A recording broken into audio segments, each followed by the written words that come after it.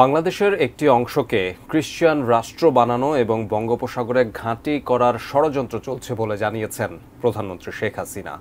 তিনি বলেন, জাতীয় নির্বাচনের আগে সাদা চামড়ার মানুষ তাকে দেশের অংশ দেওয়ার বিনিময়ে ক্ষমতায় রাখার নিশ্চয়তা দিয়েছিল।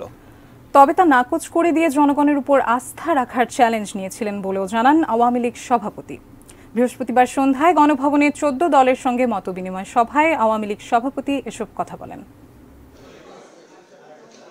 দ্বাদশ জাতীয় সংসদ নির্বাচনের পর ১৪ দলের শরিকদের সঙ্গে আওয়ামী লীগ সভাপতির এটাই প্রথম মতবিনিময় সভা। এতে স্বাগত বক্তব্য রাখেন আদর্শিক এই রাজনৈতিক জোটের নেত্রী শেখ হাসিনা। তিনি বলেন, ২০১৮ সালের নির্বাচনে এলেও প্রতি আসনে ৩ জন প্রার্থী রাখায় হেরে যায় বিএনপি। এরপর শুরু করে নির্বাচন ঠেকানোর নতুন ষড়যন্ত্র। এরপরের যে ষড়যন্ত্র সেটা হচ্ছে ইলেকশনই হতে দেবে না, তবে দেবে। আর আমার ক্ষমতায় আসতেও অসুবিধা হবে না যদি আমি বাংলাদেশে কারো এয়ারবেস করতে দিই, ঘাঁটি করতে দিই, তাহলে আমার কোনো অসুবিধা নাই।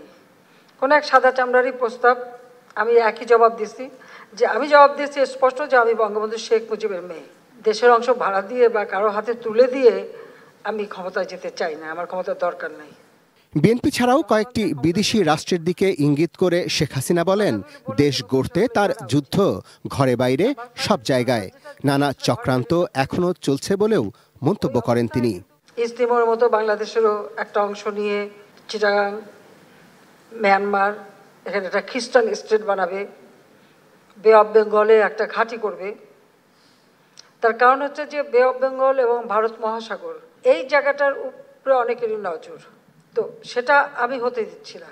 এটাও আমার একটা অপরাধ, কারণ এখানে মানে এয়ারবেস করে কার উপর হামলা করবে যদি একটা দেশকে দেখানো হয়, কিন্তু সেটা তো না। আমি তো জানি আরো কোথায় যাবে। দেশের বর্তমান অর্থনৈতিক প্রেক্ষাপট টেনে সরকার প্রধান বলেন, মূল্যস্ফীতি এখন সবচেয়ে বড় সমস্যা।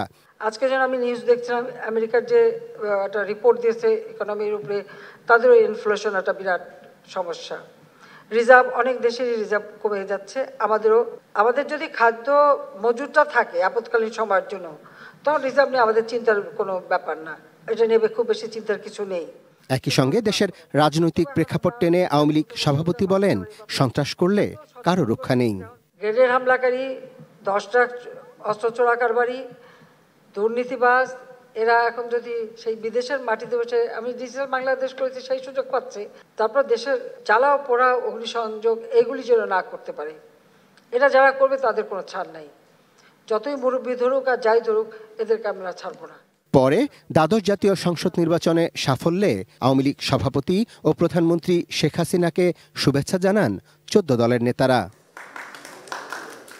Arafat Siddiqui, ATN news, Dhaka.